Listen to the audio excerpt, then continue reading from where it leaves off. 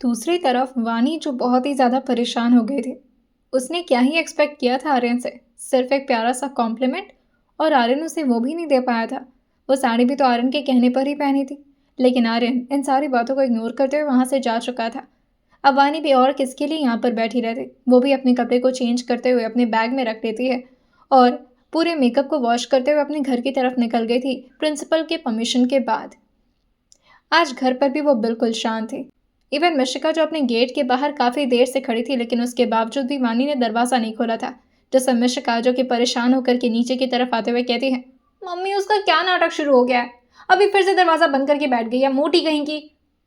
तब तक आर्यन भी कहीं से काफ़ी जल्दी में आ रहा था और इस वक्त उसे अपने कमरे में जाना था, जैसे कि वो इस वक्त बहुत ज़्यादा रश में हो।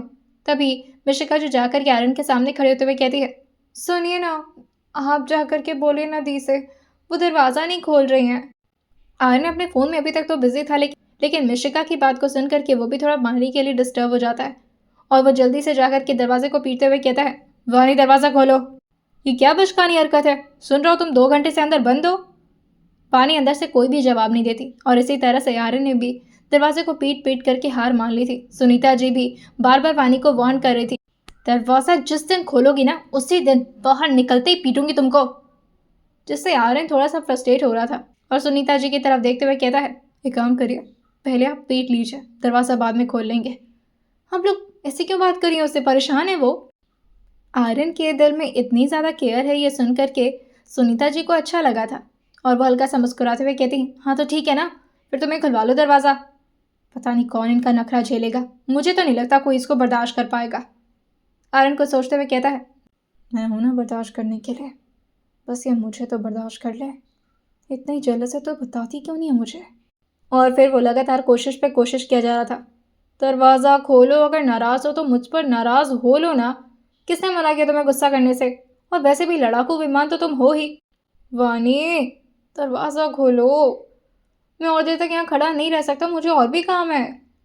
तब तक वानी का जोर से आवाज़ आया था, हाँ तो जाओ वही करो ना, पहले जा करके मरो उसके साथ।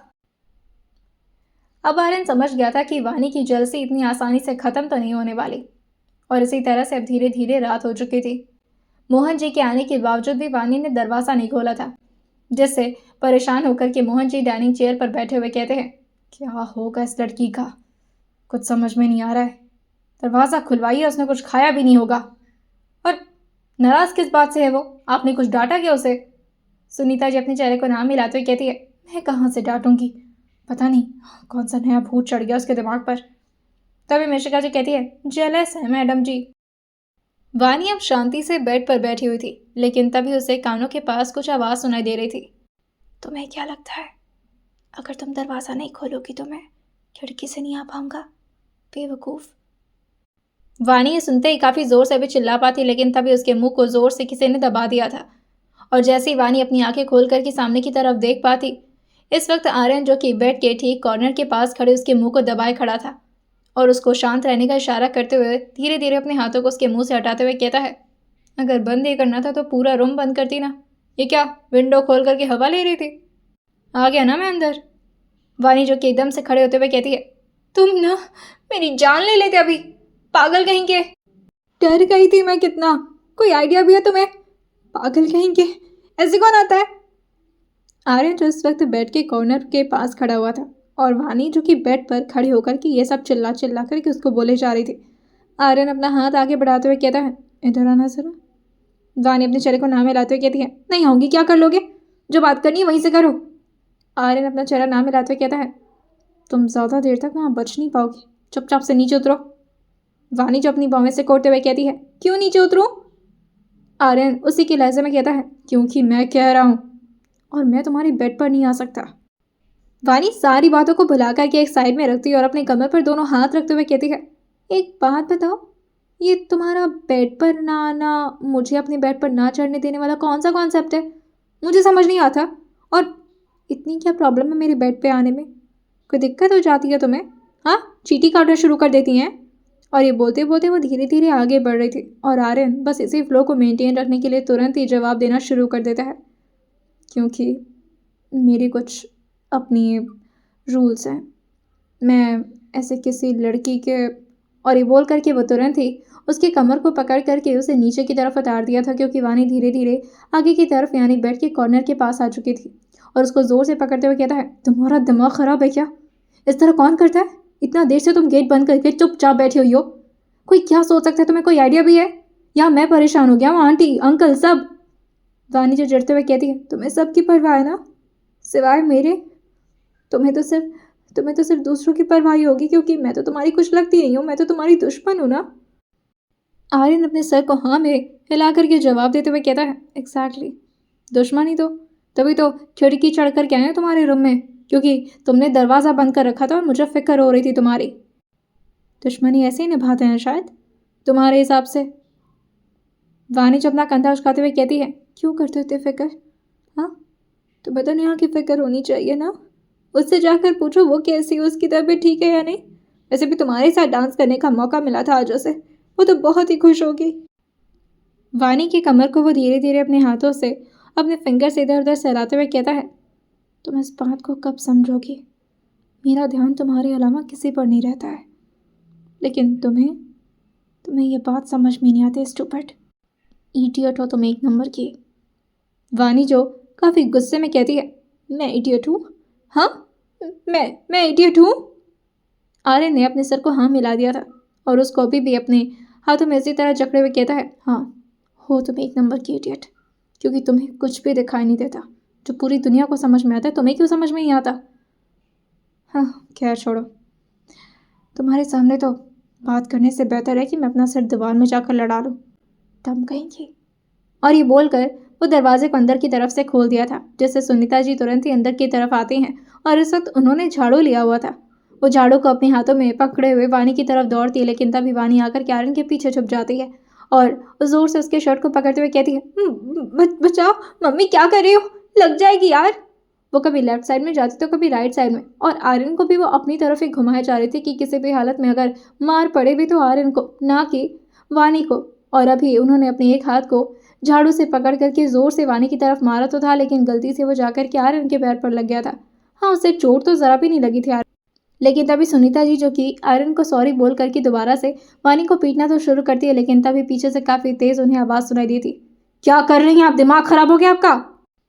जैसे इतना तेज़ आवाज़ मोहन जी की सबने सुनी थी, सारे लोग एकदम से शांत रह गए थे, लेकिन आर्यन जो कि उनको घूरते हुए अपने गले को क्लियर कर लिया था और साथ ही अपने चेहरे को धीरे से नाम हिला देता है, जिससे मोहन जी एकदम से शांत होते हुए कहते हैं, मेरा मतलब है कहीं इधर उधर लग जाता वानी को तो दिक्कत हो जाती ना। चलिए सुनीता जी यहाँ से। लेकिन सुनीता जी जो कि इस वक्त बहुत ही ज़्यादा आग बबूला हो रखी थी, वो इतनी आसानी से यहाँ से जाने वाली नहीं थी और वो वानी को देखते हुए कहती हैं, और इस लड़की को नहीं छोड़ूंगी मैं। इधर आओ। आर्यन के पीछे क्या छुप रही? इधर आओ तुम। हाँ, दरवाज़ा बंद करके, बहुत ज़्यादा गुस्सा चढ़ गया तुम्हारे दिमाग पर। इधर आओ, तुम्हारा गुस्सा शांत करती हूँ मैं बेटा, इधर आओ। वानी जल्दी जल्दी अपने चेहरे को नाम हिलाते हुए कहती है, मम्मी मुझे गुस्सा आ रहा था इस वजह से, इसकी वजह से वह सब कुछ। मारना है तो इसको मारो।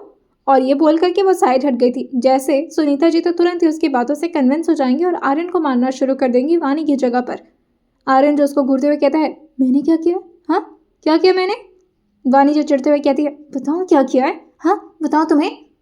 खैर छोड़ो, नहीं बताऊंगी। और ये बोलकर वो अपने बेड पर जाकर के बैठती, लेकिन तभी सुनीता जी जो कि उसकी तरफ आके पढ़ ही रही थी, लेकिन मोहन जी जो कि जाकर के काफ़ी स्ट्रिक्टली उनको समझाते हुए कहते हैं, माँ है, हद में रही है, क्या चाहती हैं? कह रहे ना हम चलिए यहाँ से। उन्होंने ये बात बहुत ही ज़्यादा स्ट्रिक्टली कहा था। हाँ, उनका इस वक्त आवाज़ जो कि बहुत ही लो टोन में तो था, लेकिन जिस स्ट्रिक्टनेस के साथ वो इस वक्त सुनीता जी को घूर रहे थे, वो समझ गई थी कि कुछ सीरियस मामला है, जिसकी वजह से वो यहाँ से चली तो जाती हैं, लेकिन रूम में आती वो बहुत ज़्यादा परेशान होते हुए कहती हैं, आप इस तरह से क्यों बात कर रहे हैं? और मुझे तो लगा था कि मुझसे ज़्यादा नाराज़ आप होंगे, पर आप तो वानी को इस तरह ऐसे आप इसे डिफेंड करेंगे तो वो और ज़्यादा बिगड़ जाएगी। तुरंत ही मोहन जी अपना हाथ दिखाते हुए कहते हैं, हमें पता है कि परिवार के लिए क्या सही और क्या गलत। आप नहीं जानती हैं, पर हम सब कुछ जान करके कर रहे हैं, और वानी ने कोई इतनी भी बड़ी गलती नहीं कर दी कि आप उसे। देखिए, मैं आपको एक बात समझा रहा हूँ सुनीता जी, कभी भी आर्यन के सामने वानी को हर्ट मत करिएगा, वरना आप बर्दाश्त नहीं कर पाएंगी। सच। सुनीता जी थोड़ा हैरान होकर पूछती हैं, कौन सा सच बर्दाश्त नहीं कर पाऊंगी मैं? किस बारे में बात कर रहे हैं आप? मोहन जी कुछ सोचते हुए कहते हैं, हम आपको पूरी बात नहीं बता सकते, बस इतना बता रहे हैं कि वानी को आर्यन बहुत पसंद करता है और मैं नहीं चाहता कि कभी भी वानी की वजह से वो आपको कुछ करे। सुनीता जी इस बात को ना समझते हुए कहती हैं, क्या? पर आर्यन तो बच्चा है और बच्चे जैसे तो ट्रीटमेंट हम उसे देते हैं, फिर वो मेरे साथ क्या करेगा? आप क्या मुझसे कुछ छुपा रहे हैं? आप इस तरह मेरे साथ कैसे कर सकते हैं? अगर बात मेरी बेटी की ज़िंदगी की है तो मैं कोई रिस्क नहीं ले सकती।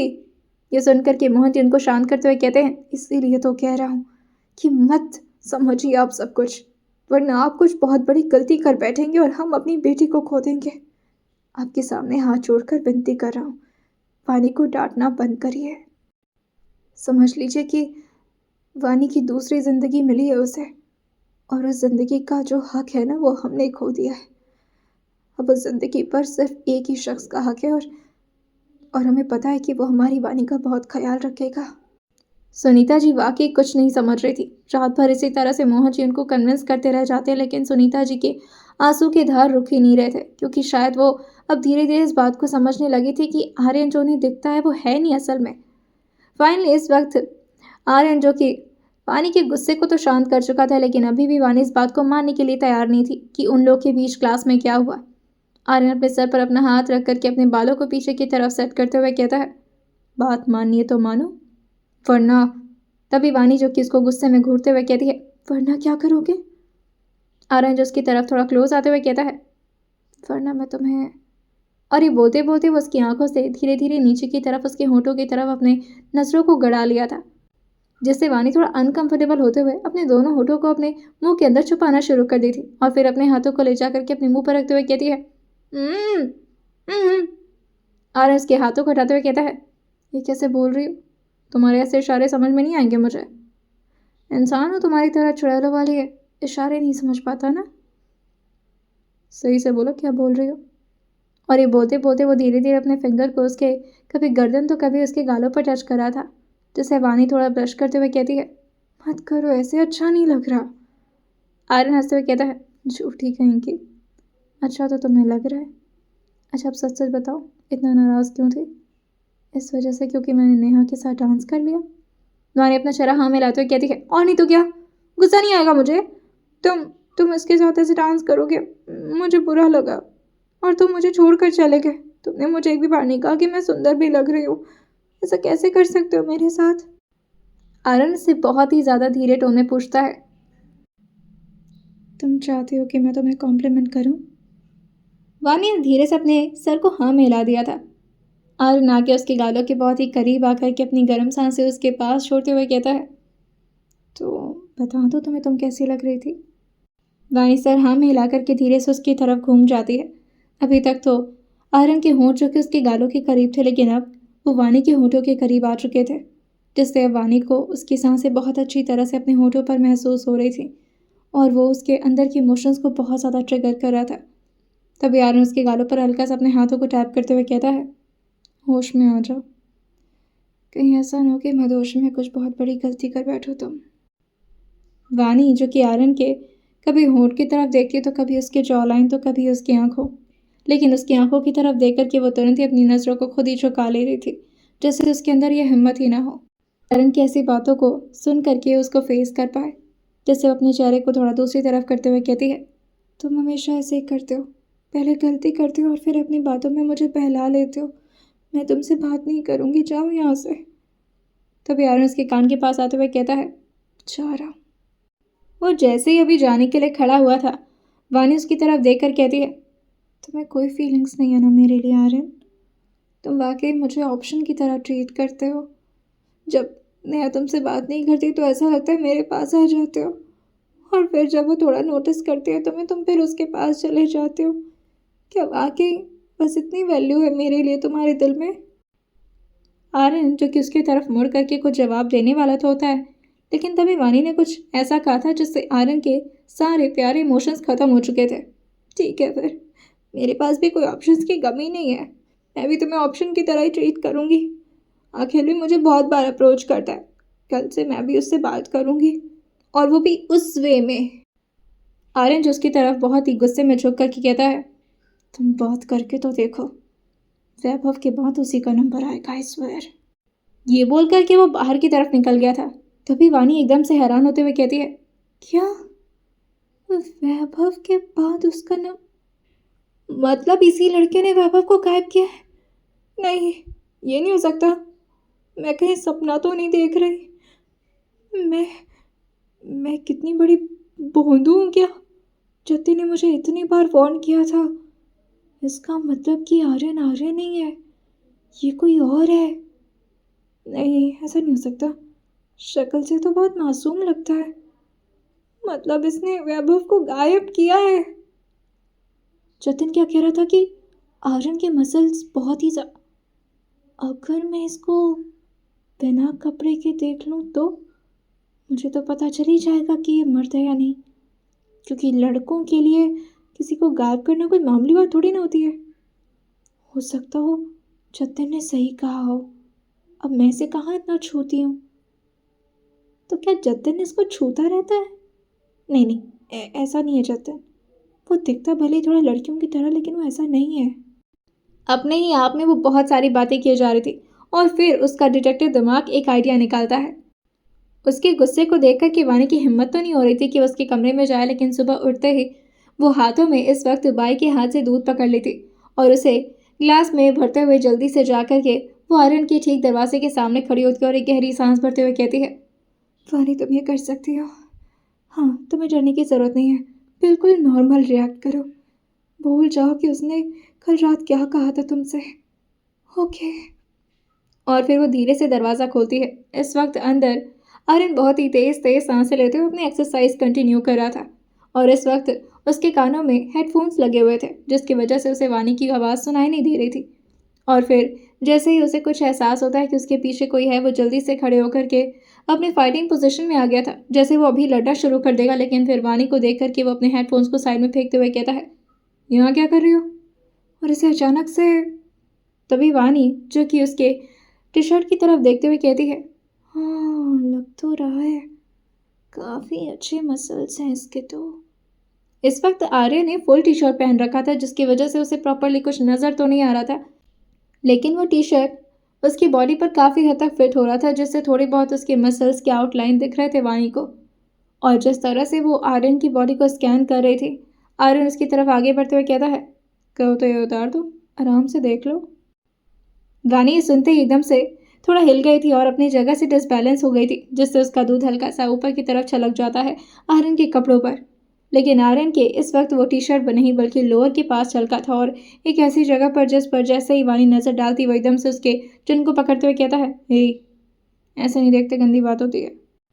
वानी जो एकदम से अपनी नज़रों को दूसरी तरफ करते हुए कहती है, मैं वो मेरा ऐसा कोई इंटेंशन नहीं था, गलती से नज़र चली गई। अब क्या है, तुम ये दूध लो। आर्यन धीरे से पूछता है, किसका दूध है? वानी चिढ़ते हुए कहती है, किसका दूध का क्या मतलब है? वो गाय का है और किसका है? आर्यन जो हंसते हुए कहता है, मैंने कब कहा कि किसी और का है? मैं भी यही क्या है। लेकिन तभी वानी उसको घूरते हुए कहती है, तुम कहाँ देख रहे हो ये बोलते बोलते? हाँ, शर्म नहीं आ रही तुम्हें? आर्यन जो अपनी नज़रों को दूसरी तरफ करते हुए कहता है, नहीं मैं गलत मत समझना मुझे, वो मैं बस। तो तुम क्या करने आई थी? इस वक्त गलती से ही सही मगर आर्यन की नज़र उसकी छत के पास चली गई थी, वो भी ये बोलते बोलते कि ये दूध किसका है। और फिर वानी ने कुछ ज़्यादा ही गलत समझ लिया था। वानी एकदम से चिढ़ते हुए कहती है, तुम बहुत ज़्यादा चीप हो। ची ये दूध पकड़ो और एक्चुअली मुझे निकलना है यहाँ से, सॉरी। और फिर वो जल्दी से वहाँ से भाग जाती है और अपने सर को अपने हाथों से रब करते हुए कहती है, ओ मैं क्या करके आ गई? मुझे ऐसे घूर रही थी, गंदी बात है ना, लेकिन मैं क्या करूँ? उसे किसी भी हालत में बिना कपड़े के तो एक बार देखना ही पड़ेगा, वरना उसके मसल्स को टच करने की कोशिश करती हूँ, पता तो चल ही जाएगा कि वो कितना मर्द है। और अगर उसने अपनी एज को छुपाया है ना, तो बाई गॉड इतना सूतूंगी ना उसको मैं। अभी वो जानता नहीं है वानी फीमेल कैप्टन क्यों बनी है। बड़ा आया। आज क्लास में भी वानी, जो कि आर्यन के साथ कुछ अलग ही रिएक्ट कर रही थी, ये बात कोई नोटिस करे ना करे, लेकिन जतिन प्रणव जो कुछ ज़्यादा ही कर रहे थे। उसके साथ ही अखिल भी आर्यन से कहता है, ये क्या हो गया इसे? कल से कुछ ज़्यादा ही तेरे साथ चिपक रही है। आज पूरे टाइम क्लास में वानी सिर्फ एक ही चीज़ पर फोकस कर रही थी। उसे किसी भी हालत में बस आर्यन के मसल्स को टच करना था। किसी भी हालत में ये बात जाननी थी कि क्या जतिन ने जो भी कहा उसमें 0.1% भी सच्चाई है। क्या वाकई ये शख्स अपनी एज को छुपा रहा है? वानी बार बार बहाने ढूंढी जा रही थी, लेकिन उसे एक भी बार आर्यन ने मौका नहीं दिया था उसे छूने का। कभी उसे कैमरे का खौफ दिखा देता तो कभी उसे दूर होने के लिए खुद ही बोल देता। और इसी तरह से अब छुट्टी हो जाती और वानी जो कि आकर के अब गाड़ी में बैठ चुकी थी। बार बार वो सीट बेल्ट लगा रही थी, लेकिन उससे लग नहीं पा रहा था, या फिर शायद वो अभी भी आर्यन को थोड़ा अपने करीब लाने की कोशिश में लगी हुई थी। वो सीट बेल्ट लगाती, लेकिन फिर वो उससे हट जाता, जिससे वो धीरे से आर्यन की तरफ मुड़ते हुए कहती है, तुम मेरी हेल्प कर दोगे क्या? ये हो नहीं रहा। लेकिन तभी आर्यन जो कि उसके चेहरे के बहुत करीब झुकते हुए कहता है, वैसे भी ये गाड़ी सेमी ट्रांसपेरेंट विंडो से बनाई गई है, बाहर के लोग हमें देख नहीं सकते। अगर तुम्हें आजकल कुछ ज़्यादा ही प्रॉब्लम हो रही है तो तुम मुझे बता सकती हो। गाड़ी में हम दोनों के अलावा कोई नहीं है। मिर्शिका आज स्कूल नहीं गई थी। उसका सिर दर्द हो रहा था, जिसकी वजह से आज उसने छुट्टी ले ली थी। और इस वक्त वानी और आर्यन गाड़ी में बिल्कुल अकेले थे। आर्यन उसके बहुत ही ज़्यादा करीब झुका हुआ था और उसके सीट बेल्ट को अपने हाथों से लगा तो देता है, लेकिन अभी भी वो उसके पास इसी तरह से झुका हुआ था और उसके हाथों को ले जा करके अपने शोल्डर पर रखते हुए कहता है, टच करना है मुझे, घर पर करते हैं, अभी घर चलने पहले। और ये बोलकर वो हल्का सा स्माइल करते हुए उससे थोड़ा दूर हो गया था और अपने सीट बेल्ट को प्रॉपरली फिक्स करके वो गाड़ी को वानी के घर की तरफ बढ़ा दिया था। वानी को कुछ अजीब सा लग रहा था उसके पेट में, और जैसे उसे कोई अजीब सी गुदगुदी कर रहा हो अंदर से। वो चाह रही थी कि वो अपने हंसी को कंट्रोल करे, लेकिन रह रह करके उसे बार बार स्माइल आ जा रही थी और इससे अपने चेहरे को वो विंडो की तरफ घुमा ली थी ताकि आर्यन इसे नोटिस ना कर पाए। वानी अपने कमरे में जाती है और आर्यन अपने कमरे में, लेकिन तैयार होकर कि आर्यन जो कि उसी के कमरे की तरफ आ गया था।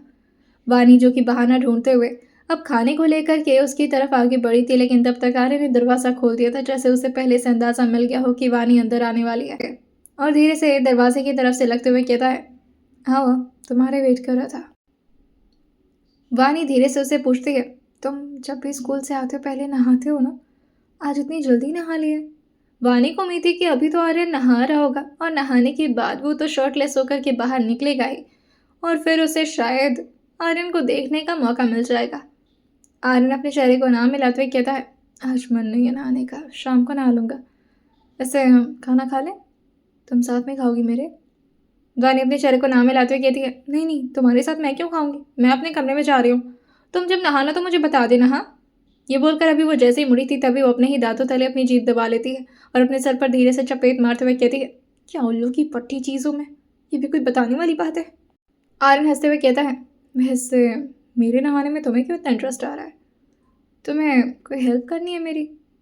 वानी जो कि पीछे मुड़ते हुए कहती है, हाँ नहीं नहीं, वो पानी पानी ख़त्म हो जाता है ना कभी कभी, तो पता चले कि तुम सोप लगा करके मुंह पे और पानी अचानक से ख़त्म हो जाए तो मुझे बता देना, मैं मोटर ऑन कर दूंगी, इसलिए।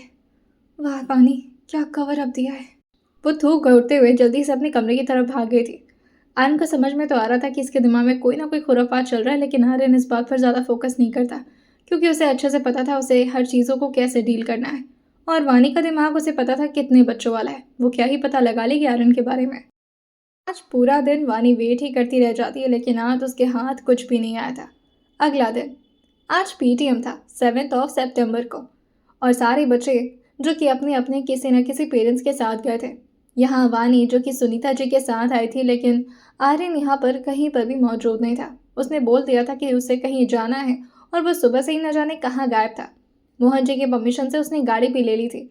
सिर्फ वानी को दिखाने के लिए वो मोहन जी से परमिशन लिया था, वरना गाड़ी तो वो उसकी खुद की थी। अब वानी जो कि सुनीता जी के साथ और साथ ही मिशिका के साथ अपने क्लासरूम में पहुंचती है। मिशिका की क्लास से जाने के बाद ही अब वानी का नंबर आया था। मिशिका तो अपने क्लास में कोई रैंक नहीं आई थी और साथ ही उसकी बहुत सारी शिकायतें भी मिली थी।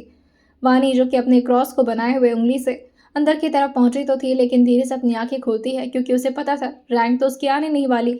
लेकिन वो अपने सामने के बोर्ड को देखकर एकदम से हैरान रह गई थी और एकदम से चिल्लाते हुए कहती है, हैं हैं, ये कैसे हो गया? सुनीता जी जो कि उसकी चोटी को खींचते हुए कहती हैं, कहाँ से टीप टाप करके नंबर ले लिए तुमने, और वो भी इतने ज़्यादा। ये स्कूल में नंबर बहुत ज़्यादा कट किए जाते थे। अगर बच्चे की एक छोटी सी स्पेलिंग मिस्टेक हो तो उस पर भी पूरे 1 मार्क्स कट जाते थे बच्चों के, जिसकी वजह से यहाँ पर max to max percentage 70 to 75 ही जाता था, चाहे बच्चा पूरी बुक ही रट कर क्यों ना आ गया हो। लेकिन आज तो हर चीज़ जो कि एकदम से बदली बदली नज़र आ रही थी यहाँ पर। 11th क्लास के परसेंटेज जो कि अचानक से इतना ज़्यादा इंक्रीज हो गए थे। इस वक्त जो फर्स्ट पोजीशन पर था बच्चा, उसका नाम पढ़कर इवान एकदम से शॉक हो जाती है और अपनी मम्मा की तरफ देखते हुए कहती है, चीटर तो वो खुद है, देखो आया भी नहीं, शर्म आ रही होगी ना, चीटिंग करके कोई फर्स्ट आता है भला। तभी मैं सोचूं, प्रणव के नाम को कोई कैसे हटा सकता है, वो भी फर्स्ट पोजीशन से। आर्यन जिसका इस वक्त 99.9% लिखा गया था, और वैसे तो वो राउंड ऑफ करके 100% ही था, लेकिन टीचर अब 100% नहीं दे सकते थे, जिसकी वजह से उन्होंने 0.9 लगा दिया था। और तभी सुजाता मैम उसकी तरफ देखते हुए कहती हैं, आगे वानी, आ जाओ आ जाओ आ जाओ, चलो अपनी कॉपीज देख लो, वैसे अच्छा मार्क्स लाए इस बार इसने। तभी सुनीता जी जो कि पहले रैंक को देखती हैं और फिर दूसरे रैंक की तरफ देखते हुए कहती हैं, वो तो दिख ही रहा है। सेकेंड पोजीशन वानी का था। कभी भी वानी इस क्लास में पोजीशंस नहीं आई थी, और पोजीशन होल्डर तो हमेशा प्रणव, ओम और उसके साथ ही क्लास में अंशिका नाम की एक लड़की थी। यही तीनों थे जो हमेशा पोजीशन होल्डर रहा करते थे। लेकिन इस बार वानी को एकदम से शौक लग गया था, और वो उसने तो इतनी कोई मेहनत भी नहीं की थी, भला उसके इतने अच्छे परसेंटेज आ कहाँ से गए, वो यही सोचे जा रही थी। और वो खुद ही क्यूरियस होकर के अपनी कॉपीज चेक करना शुरू कर देती है। सुनीता जी बिल्कुल भी खुश नहीं थी, क्योंकि जिसका फर्स्ट पोजीशन था वो था आर्यन, और उसके आए थे 99.9%, और जहां वानी थी वो तो सेकंड पोजीशन पर थे, लेकिन उसके परसेंटेज आए थे 73%। और ये देख करके सुनीता जी गुस्साते हुए कहती हैं, बाप रे, तुम्हारे और फर्स्ट पोजीशन में कितना डिफरेंस है, कुछ सीखो आर्यन से। मैं तो सोच रही हूँ तुम्हारी कोचिंग लगवा दूँ आर्यन से। तभी सुजाता मैम जो कि सुनीता जी की तरफ देखकर हंसते हुए पूछती हैं, वो कैसे पॉसिबल है, वो बेचारा खुद पढ़ेगा या फिर इसे पढ़ाएगा, और उसका घर तो बहुत दूर भी है ना वानी से। तभी सुनीता जी फ्लो फ्लो में कहती हैं, कहाँ दूर है, इसका कमरा आर्यन के सामने, आर्यन का कमरा इसके सामने। सुजाता मैम ने जैसे ये सुना था, वो एकदम से अपनी आंखों को चौंक करके उनकी तरफ देखती है और फिर वानी की तरफ। वानी अपने चाय को नाम मिलाते हुए कहती है, मजाक कर रही हैं, मजाक। ये सुनकर के सुजाता मैम भी हल्का सा मुस्कुरा दी थी, और तभी वानी अपनी मम्मा की तरफ देखकर कहती है, आप कभी खुश क्यों नहीं होती हो, आपको पता है ना 75% हाईएस्ट रैंक है यहाँ का, अब मेरा तो हाईएस्ट परसेंटेज है, आपको खुश होना चाहिए कि आपकी बेटी का 73% आए। और ये जो फर्स्ट पोजीशन है ना आर्यन का, ये पक्का कोई कोई घपलाबाजी किया होगा, चीटिंग किया होगा, वो इतना भी टैलेंटेड नहीं है मम्मा, सच्ची में। सुनीता जी खड़े होते हुए कहती हैं, अच्छा मैम हम चलते हैं, अच्छा लगा आपसे मिलकर। ये बोलकर वो काफ़ी गुस्से में वानी का हाथ पकड़ते हुए कहती है, तुम तो घर चलो बेटा, तुम्हारी तो मैं।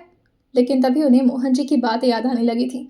जैसे ही वो घर पहुंची थी, अभी तक रास्ते भर वो बहुत ज़्यादा सुनाते हुए आई थी वानी को, लेकिन घर आते वो एकदम से स्माइल करती हैं, क्योंकि इस वक्त आर्यन जो कि आराम से काउच पर बैठे हुए पानी पी रहा था, और उन लोग को आता देख करके वो खड़े होते हुए कहता है, क्यों सर आप पीटे हो।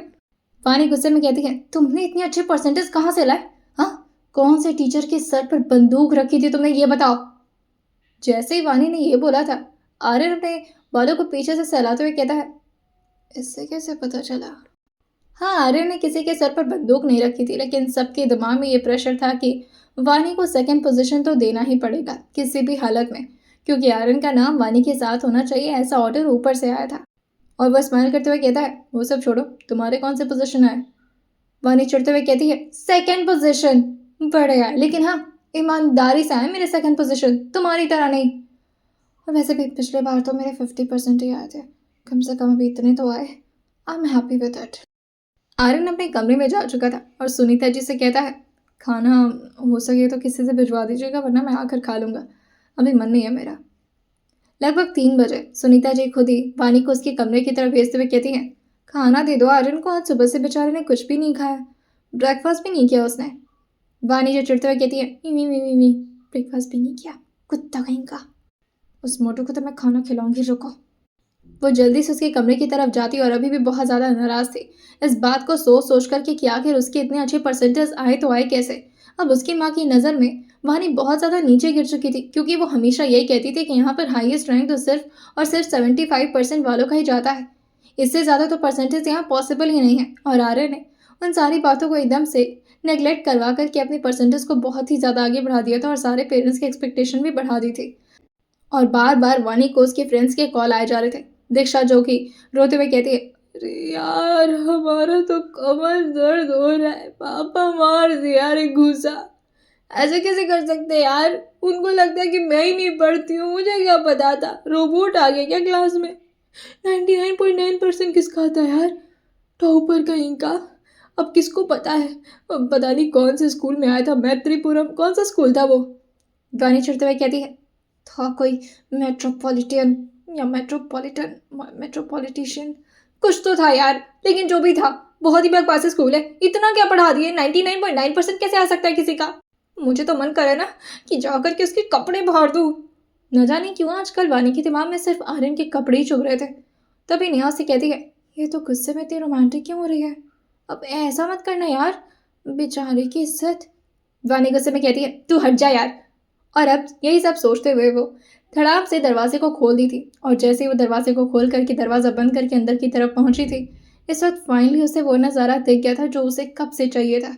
इस वक्त आर्यन जो कि बाथरूम से ही बाहर की तरफ निकलते हुए शीशे की तरफ देख करके अपने बालों को पोंछ रहा था और वानी के अंदर आते इस वक्त उसकी पीठ ही सिर्फ वानी को नजर आ रही थी, लेकिन उसके पीठ पर कुछ अजीब सी चीज़ें बनी हुई थी जिसे देख करके वानी अपने हाथों में प्लेट पकड़े हुए बिल्कुल मदहोशी में उसी चीज़ों पर अपनी ध्यान लगा करके आगे बढ़ती ही जा रही थी। ओवन में खाना दोबारा से आंटी ने गर्म किया था, जिसकी वजह से वानी का पैर जो कि जाकर के सामने की एक छोटे से टेबल से लड़ता है और सारा खाना जो कि उसकी पीठ के पास जाकर के गिरा था, इससे आर्यन को थोड़ी जलन सी महसूस होती है और वो काफी गुस्से में पीछे मुड़ करके चिल्लाते हुए कहता है, क्या देख रही थी तुम, नजर कहाँ थी तुम्हारी। वानी एकदम से अपने चेहरे को नाम मिलाते कहती है, मैंने कुछ नहीं देखा, तुम्हें नहीं देख रही थी और तुम्हारी पीठ तो बिल्कुल भी नहीं देखी मैंने, सच्ची में। आर्यन जो अपने मुंह को काफ़ी गुस्से में भी बनाया हुआ था, लेकिन फिर वो हंसते हुए कहता है, मैंने तो ये कहा ही नहीं तुमसे कि तुम मेरी, एक मिनट, तो मेरा बैक साइड देख रही थी। वानी अपने चेहरे को धीरे से ना मिलाते कहती है, नहीं मैंने कुछ नहीं देखा, वैसे तुम्हारी बटरफ्लाई बहुत अच्छी लग रही थी। मैंने कुछ नहीं देखा, मैं जा रही हूँ यहाँ से। और ये बोलकर अभी वो जैसे वहाँ से भाग पाती तभी आर्यन जो दौड़ करके आते हुए उसके हाथ को अपने हाथ से पकड़ता है और दरवाजे को जोर से अपने हाथों से बंद कर दिया था और उसको रोकते हुए कहता है, हाउ डेयर यू, तुमने अभी अभी मैं नहा कर आया हूँ, तुमने मेरी पूरी पीठ गंदी कर दी, चलो इधर आओ। वानी को बस ज़बरदस्ती बाथरूम के अंदर लेके जा रहा था, जिसे वानी चिढ़ते हुए कहती है, व्हाट द हेल, बात को समझो और छोड़ो मेरे हाथ। लेकिन आर्यन जो कि ज़बरदस्ती उसको बाथरूम के अंदर ले जा करके शावर ऑन कर दिया था और वानी को काफ़ी गुस्से में कहता है, अब देखो जितना देखना है मुझे, मैं देख रहा हूँ कुछ दिनों से कुछ ज़्यादा ही अट्रैक्ट हो रही हो तो मुझसे, देखना था ना मुझे बिना कपड़ों के, अब देखो, कहो तो अपना टॉवल भी उतार दो। वानी जैसे ही इस वक्त आर्यन को अपने टॉवल को हटाता हुआ देखती है, वो जल्दी से पीछे मुड़ते हुए कहती है, नहीं मेरा ऐसा कुछ देखने का भी इरादा नहीं था। आर्यन जो उसको थोड़ा दूर जाता हुआ देख करके धीरे धीरे उसकी तरफ आगे बढ़ता है और उसके बैग से अपने ड्रेस को बहुत ही क्लोजली करीब खींचते हुए कहता है, वाकई ऐसा इरादा नहीं था, झूठी। हर दिन सुबह दूध लाना, स्पेशली जब मैं नहा रहा हूँ तब मेरे कमरे में आना, बहाने से बार बार मुझे टच करना, तो मैं क्या, मैं बेवकूफ़ लगता हूँ तुम्हारी तरह। और उसके कान के पास आकर बहुत ही सिडक्टिव टोन में कहता है, क्या देखना चाह रही थी। वानी जल्दी जल्दी अपने चेहरे को नाम मिलाते हुए कहती है, कुछ नहीं देखना चाह रही थी, दूर रहो, मुझे तुम्हारे एब्स गड़ रहे हैं मुझे। तभी आर्यन जो कि धीरे से उसके कानों के और करीब आते हुए कहता है, जो कर रहे हो एब्स नहीं है पागल, एब्स पेट पर होते हैं, इतना नीचे नहीं। वानी एकदम से चिढ़ गई थी और काफ़ी ज़ोर से अपने मुंह को खोलते हुए कहती है, हाँ, और वो उसके हाथ को अपनी कमर से हटाते हुए जल्दी जल्दी बाथरूम के बाहर भाग गई थी। तभी आर्यन जो हंसते हुए कहता है, कितना डरती है, कैसे संभालोगी मुझे मैडम। फाइनली अब आर्यन भी कमरे के अंदर आ चुका था। इस वक्त वानी जो कि लगातार दरवाजे को खोलने की कोशिश कर रही थी, लेकिन आर्यन ने उसे ऊपर से लॉक कर रखा था। धीरे से अपने हाथों में स्टूल पकड़कर दरवाजे के पास ले जा रही थी ताकि ऊपर के नॉक को वो खोल सके, लेकिन अभी वो वहां पहुंच पाती और टेबल पर खड़ी हो पाती उससे पहले ही पीछे से आकर के आर्यन उसको नीचे की तरफ ऑलमोस्ट गिरा ही दिया था। लेकिन फिर उसे खुद ही संभालते हुए कहता है, कहाँ भाग रही हो, अभी तो मैं शर्टलेस ही हूँ, देख लो थोड़ा देर और, कहाँ जा रही हो। वानी जो कि अपने चेहरे को ना मिलाते हुए कहती है, मुझे कुछ नहीं देखना। लेकिन आर्यन ने ज़बरदस्ती उसको अब डोर से पूरी तरह पिन कर दिया था और उसके दोनों हाथों को अपने हाथों के बीच फंसाते हुए कहता है, ऐसे कैसे नहीं देखना है। वो उसके एक हाथ को ले जा करके कभी अपने चेस्ट पर रखता तो कभी अपने एब्स पर और फिर अपने शोल्डर पर उसके हाथ को रखते हुए कहता है, जितना टच करना है कर लो। हर दिन ये मौका नहीं दूंगा मैं, क्योंकि हर दिन मैं कंट्रोल नहीं कर पाता खुद को। बार बार ऐसे हाथ लगाओगे फिर मेरा भी मन करेगा ना। वानी ये सुनकर के अपने दांतों तले अपनी उंगली दबाना चाह रही थी और बार बार अपनी गलतियों के बारे में सोच रही थी कि वो कितनी ज़्यादा बेवकूफ़ों वाली हरकतें कर दी है, ये जानने के लिए कि उसकी उम्र कितनी है ऐप्स देखने की क्या ज़रूरत थी। और फिर वो खुद से कहती है, मैं खुद के जाल में हमेशा खुद ही फंस जाती हूँ, उल्लू हूँ मैं। आर्यन धीरे से कहता है, वो तो तुम हो। तो अभी देख ली, कपड़े पहन लूँ मैं अगर आपकी इजाज़त हो तो। वानी धीरे से कहती है, हाँ पहन लो, पर एक बात पूछनी थी। आर्यन धीरे से कहता है, जल्दी पूछो।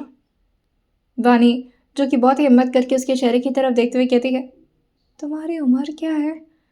क्या तुम हम लोगों से बड़े हो? मतलब सिर्फ तुम्हारी हाइट बड़ी है या फिर तुम वाकई हम लोगों से बड़े हो? क्योंकि तुम्हारी हरकतें भी कभी कभी बहुत मैच्योर वाली लगती हैं। कार भी बहुत अच्छे से ड्राइव कर लेते हो, जैसे अंकल हो। ये सुनते ही आर्यन जो चिढ़ते हुए कहता है, अंकल नहीं हूँ मैं, और बड़ा हूँ या छोटा हूँ तुमसे क्या? तुम्हें शादी करनी है मुझसे? पढ़ाई करने जाती हो स्कूल, पढ़ाई करो और निकलो यहाँ से। बढ़िया ही, जाओ भागो यहाँ से। और वो खुद ही उसके लिए दरवाजे का लॉक खोल दिया था और उसे बाहर की तरफ ऑलमोस्ट हल्का सा धक्का भी दे देता है। वानी जो चिढ़ते हुए कहती है, नो लॉयर कहीं का।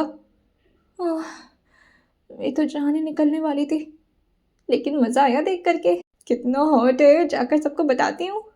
अब धीरे धीरे आर्यन और वानी के नोक झोंक फिर से कम हो गए थे और अब न जाने क्यों आर्यन भी उसके साथ बहुत ही कूल होकर बातें करता था, लेकिन ज़्यादातर वो उसे टीज ही करता था। कभी उसके पैरों को डाइनिंग टेबल से नीचे की तरफ धीरे धीरे टच करना, तो कभी क्लास में बैठे बैठे लगातार उसी की तरफ देखना।